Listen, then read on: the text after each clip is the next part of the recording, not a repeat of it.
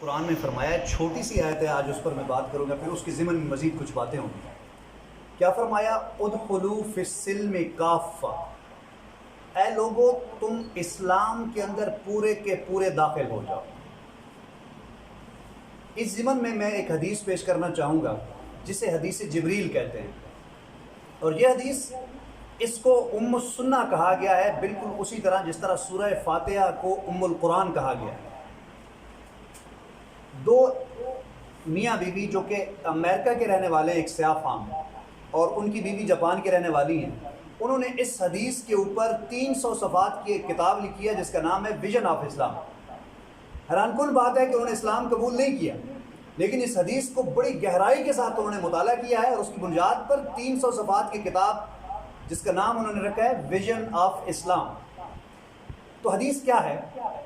وہ یہ ہے کہ سیدنا عمر بن خطاب رضی اللہ تعالیٰ عنہ فرماتے ہیں کہ ایک مرتبہ حضور نبی کریم صلی اللہ علیہ وسلم کی مجلس کے اندر ہم بیٹھے ہوئے تھے کہ ایک آدمی آیا جس کے سیاہ بال تھے اور سفید لباس اس نے پہنا ہوا تھا، اور اس کے اوپر کچھ سفر کے آثار بھی نہیں تھے، حالانکہ ہم میں سے کوئی اس کو جانتا بھی نہیں تھا، اجنبی تھا، لیکن سفر کے آثار اس پر نہیں تھے۔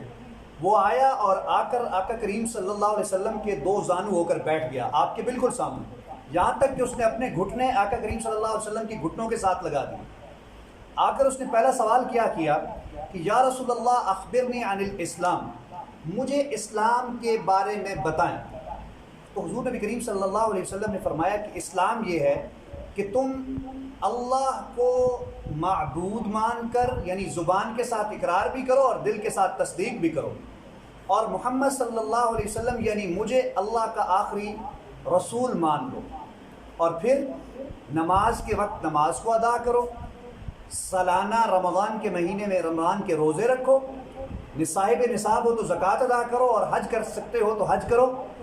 یعنی یہ آپ صلی اللہ علیہ وسلم نے اسلام کی تعریف بیان کی۔ تو اس آدمی نے کہا کہ صدقت یا رسول اللہ، آپ نے سچ فرمایا۔ پھر اس نے کہا کہ یا رسول اللہ اخبرنی عن الایمان، مجھے ایمان کے بارے میں بتائیں۔ تو آقا کریم صلی اللہ علیہ وسلم نے فرمایا کہ اللہ پر ایمان لانا، اس کے رسولوں پر ایمان لانا، اس کی کتابوں پر ایمان لانا، اس کے فرشتوں پر ایمان لانا، اور اچھی اور بری تقدیر پر ایمان لانا، یہ ایمان کی تعریف ہے۔ اس نے کہا صدقت یا رسول اللہ، آپ نے سچ فرمایا۔ اب تیسرا سوال اس نے کیا کیا؟ اس نے کہا یا رسول اللہ اخبرنی عن الاحسان، مجھے احسان کے بارے میں بتائیں۔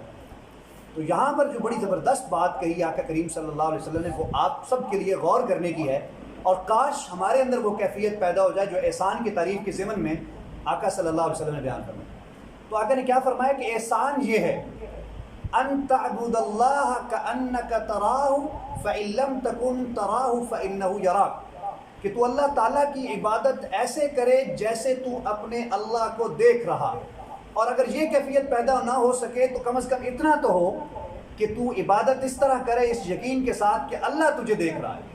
یہ احسان کا درجہ ہے۔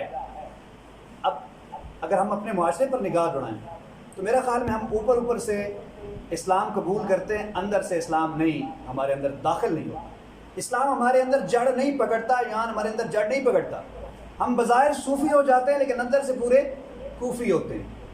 یہی وجہ ہے کہ ہمارا معاشرہ تبدیل نہیں ہو سکا، ہمیں دیکھ کر کوئی مسلمان نہیں ہو سکا، دوسرے آدمی جو غیر مسلم ہیں انہوں نے ہم سے کوئی اچھی چیز حاصل نہیں کی اور وہ اسلام کی طرف راغب نہیں ہوئی۔ ایک دوست بتا رہے تھے کہ وہ جاپان میں جب گئے تو جاپان کے اندر جاتے ہوئے ایک شہر کے اندر انہیں جانا تھا، تو جب انہوں نے ایک ٹیکسی کرائے پر لی تو تھوڑا سا آگے چلنے کے بعد انہوں نے منزل بتائی کہ میری وہاں منزل ہے، میں نے وہاں جانا ہے۔ تو اس ڈرائیور نے کیا کیا، اس نے میٹر آف کر دیا گاڑی کا۔ تو وہ صاحب کہتے ہیں کہ میری چونکہ میں زبان نہیں جانتا تھا جاپانی، تو میرے دل میں خیال پیدا ہوا کہ اس سے پوچھوں تو صحیح کہ اس نے کیوں یہ میٹر آف کیا، 2.5 کلومیٹر تک میٹر جو ہے اس نے آف رکھا۔ تو جب اپنی منزل پر وہ پہنچا تو وہاں کے لوگوں سے جا کر اس نے کہا کہ آپ ڈرائیور سے ذرا پوچھیں کہ اس نے گاڑی کا میٹر کیوں بند کر دیا تھا۔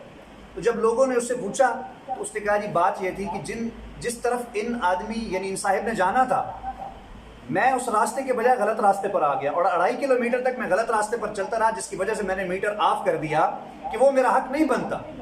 اب جہاں سے ان کا راستہ شروع ہوتا تھا منزل کی طرف جانے کا، وہاں سے اس نے میٹر آن کیا اور آگے چل پڑا، لیکن تھا وہ غیر مسلمان نہیں تھا۔ اب آپ بتائیں ان کی ترقی کا راز یہی ہے نا کہ ایمانداری ان کے اندر ہے، وہ اللہ کا ڈر تو ان کے اندر نہیں ہے، سمجھ نہیں آتا کس چیز کا ڈر ہے کہ جس نے ان کو جو ہے وہ غلط راستے پر نہیں جانے دیا۔ ہم اپنے آپ کو اللہ کا بندہ بھی کہتے ہیں، اللہ پر ایمان لانے والا بھی کہتے ہیں، اور حال ہمارا یہ ہے۔ آج شام کو مجھے ہمارے دوست ہیں راشد بھائی، انہوں نے مجھے فون پر بتایا کہ میں غلطی سے نماز پڑھنے چلا گیا عصر کی ایک مسجد کے اندر، تو میں نے فروٹ وغیرہ اور سبزی سارا جو ہے سودا وہ میں نے لے کر اپنے موٹر سائیکل کے ساتھ جو ہے وہ باندھ دیا تھا۔ جب میں نماز پڑھنے کے بعد واپس آیا تو باہر کچھ بھی نہیں تھا۔ تو اب آپ اندازہ کریں اس ماہ مقدس کے اندر ہمارا حال یہ ہے کہ ہم چوری کرنے سے باز نہیں آتے، جھوٹ بولنے سے ہم باز نہیں آتے۔ ریڑھی پر آپ جائیں، مولانا طارق جمیل صاحب نے بالکل ٹھیک کہا کہ ریڑھی والا بھی ہمارا بے ایمان ہے۔ وہ کیا کرتا ہے، کئی دفعہ اتفاق پر غور کریں نا اگر آپ، کہ جب آپ فروٹ لیتے ہیں تو فروٹ والا کبھی کبھی ایسے کرتا ہے کہ وہی فروٹ اس نے ایک پرانا اور گلا سڑا پہلے رکھا ہوتا ہے شاپر کے اندر ڈال کر، آپ تھوڑی سی نگاہ ادھر کرتے ہیں تو جلدی جلدی وہ آپ کو اٹھا کے وہ دے دیتا ہے، اور جو اس نے اصل فروٹ اور صحیح فروٹ رکھا ہوتا ہے وہ نیچے رکھ دیتا ہے، یعنی آپ کے سامنے جو ڈالا ہوتا ہے وہ نیچے رکھ لیجیے۔ یہ حال ہے۔ تو آج سے ہی میری بات کرنے کا مقصد یہ ہے، ہم جو نوجوان ہیں، ہم جو نئی نسل ہے، ہم اپنے اندر یہ کیفیت پیدا کریں، ہم اپنے اندر ایمان کی وہ طاقت پیدا کریں کہ ہم اپنے معاشرے کو سدھاریں گے۔ اور معاشرہ کیسے سدھر سکتا ہے؟